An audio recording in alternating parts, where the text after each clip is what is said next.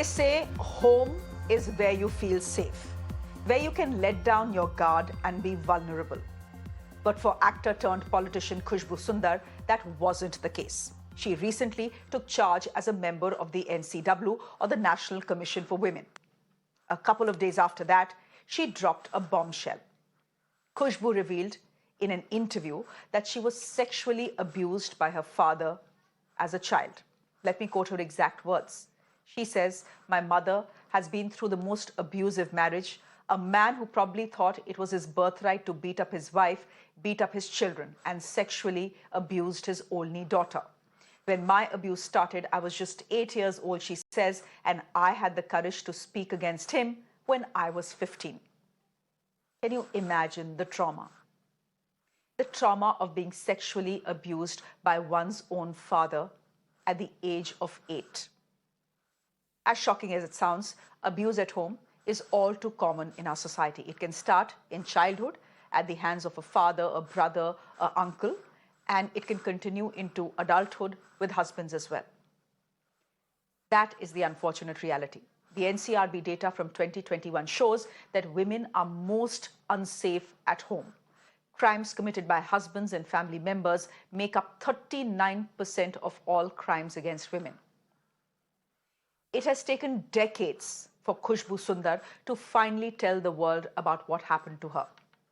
Makes you wonder how many millions of women and men are out there suffering and surviving in silence.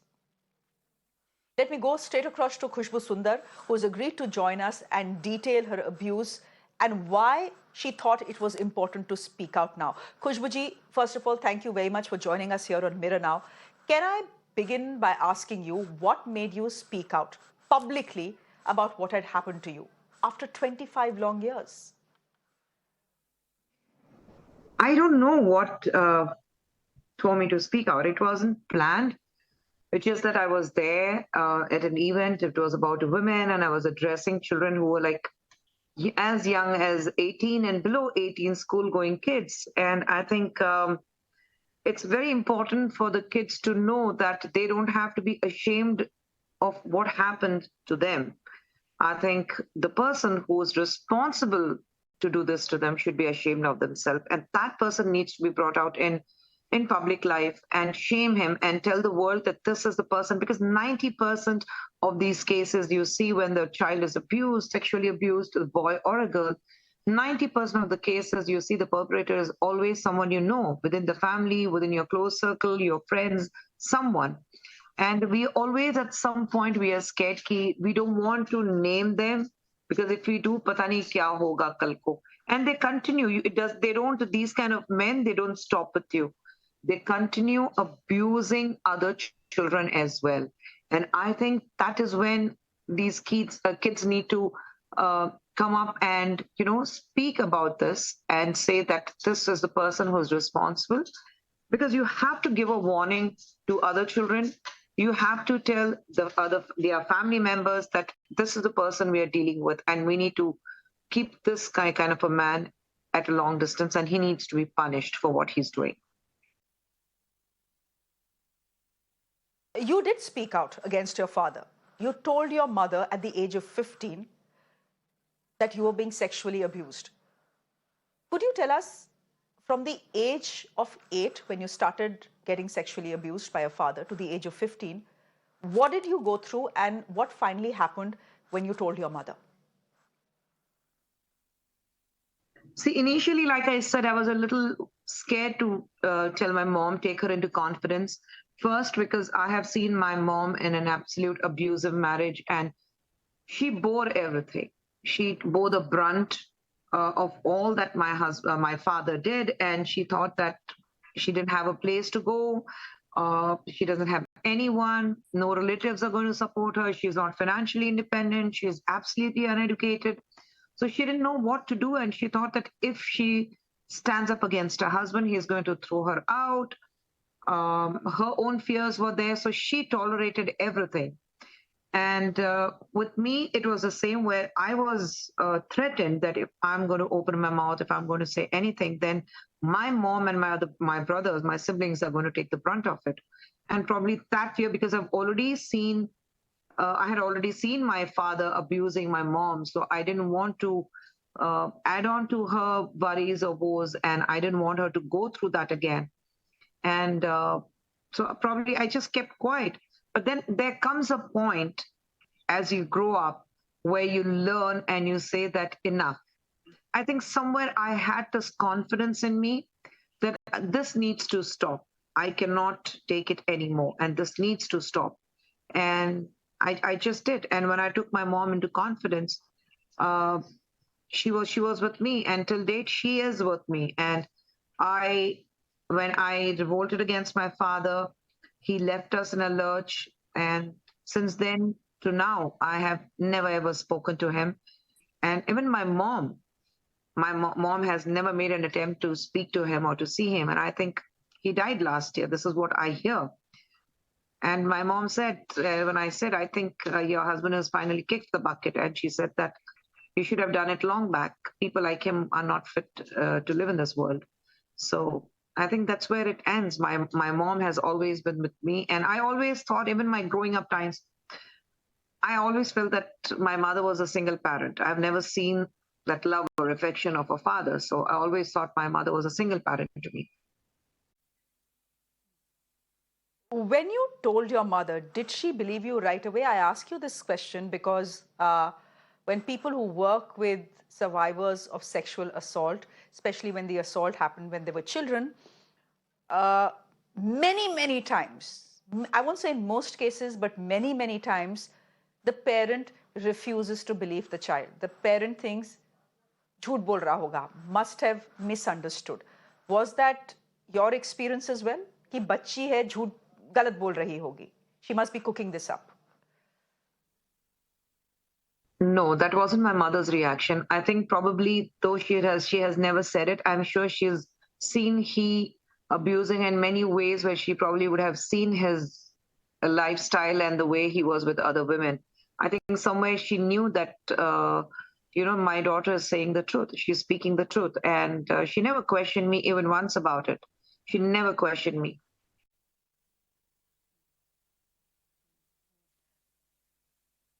Now, you've said that when you were abused as a child, starting from the age of 8, it is something that left a scar on you. What is that scar, that burden that you carry? It stays with you that something like that has happened. It stays. I I haven't forgotten. I mean, it's behind me. I have definitely put it behind me. The journey, the kind of beautiful life I have lived, I have survived on my own. I have made it on my own. I have built a beautiful family around me. My husband, my two children, my mom, my brothers, my friends, the kind of life I lead today, whether it is career wise, personally, politically. I think I have single-handedly built this, and so I'm having a very beautiful life. I'm at bliss. I'm content. But yes, that scar, the wound has healed, but the scar is never going to go. That's going to stay with you forever. Till my last breath, it's going to be there. It's going to go with me to my grave. That scar is never going to go, because something like this happened to me. And this is what I don't want any other child to go through it. In fact, when I speak to my girls, my girls, she's 22 and 20, very independent, fiercely independent, I would say.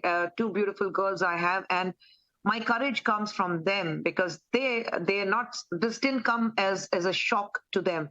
They know about it. I did confide in them long back, so it didn't come as a rude shock to them. And they have been like, Amma, you just have to let it go. You can't continue to carry this burden with you. You have to let it go. And I think the confidence they give me, the kind of trust they have in me, I think this is what allows me to be who I am and say what I want to say.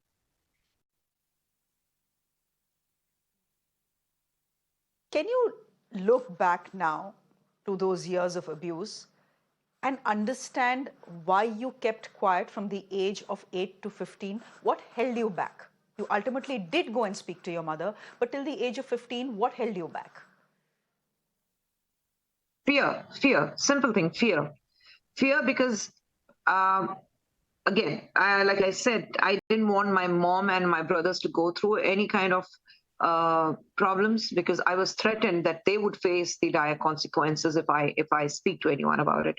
So that fear was within me, and probably as a child, you are too shocked, to it, the kind of shock and the pain, it numbs you.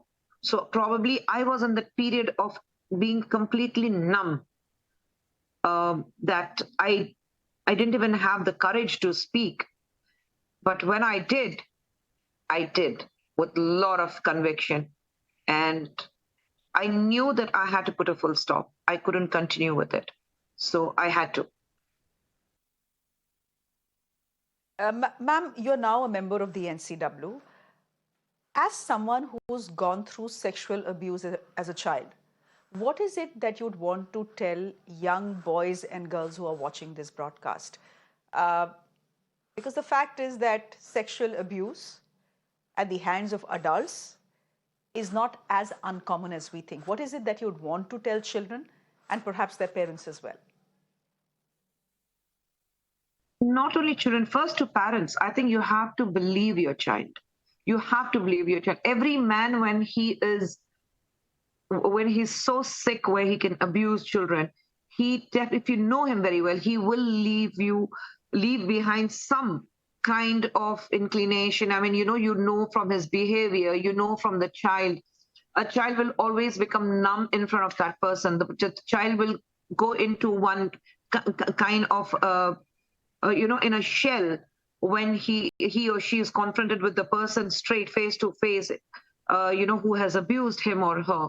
So you notice these differences within your child. You notice that why the child is gone into a different phase altogether, why the child is in a different zone altogether, why the child is not the usual happy child my child used to be.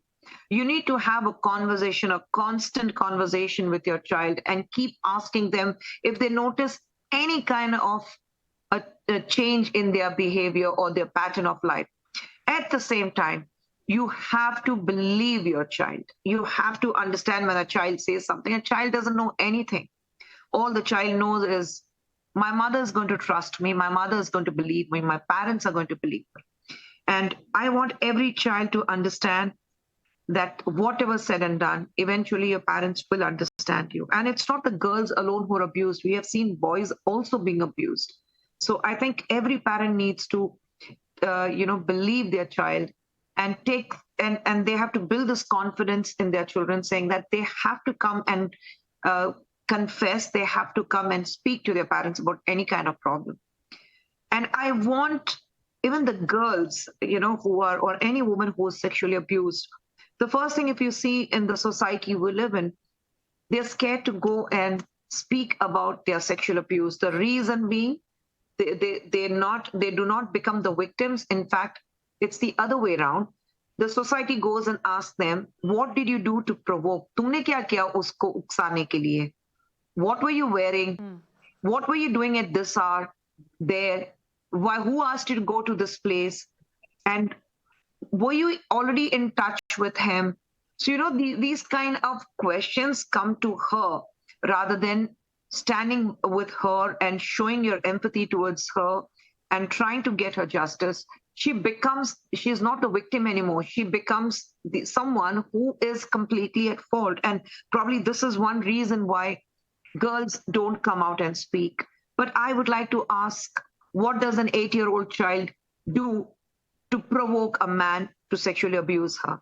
What does an 86-year-old grandmother, when she is raped, does to provoke a man who goes and rapes her? What does a pregnant woman do to provoke a man when she is raped? I think we need to stop blaming the woman, but rather understand that where we are failing in bringing up the men in the house, the boys at home, are we educating them enough to tell them that you have to look at a woman in a very respectable manner. You have to give her that respect. She is not an object of desire. And I say, rape, any kind of rape, even a marital rape, is a rape. A woman cannot be touched if you hear her saying no. I think a physical relationship of any kind has to be between two adults, has to be with the consent of two understanding adults, and not forced yourself on someone. Khushbu Sundar, you went through 7 ugly years, but in spite of that, despite that, you've managed to build yourself a very beautiful life. That takes immense confidence and courage. So congratulations for that. And thank you very much for speaking up. I hope that people who have watched this broadcast and heard you today, especially children who are going through abuse, find the courage in your words to go out and speak to their parents about it. Thank you very much. Thank you for joining us here on Mirror Now and telling us your story.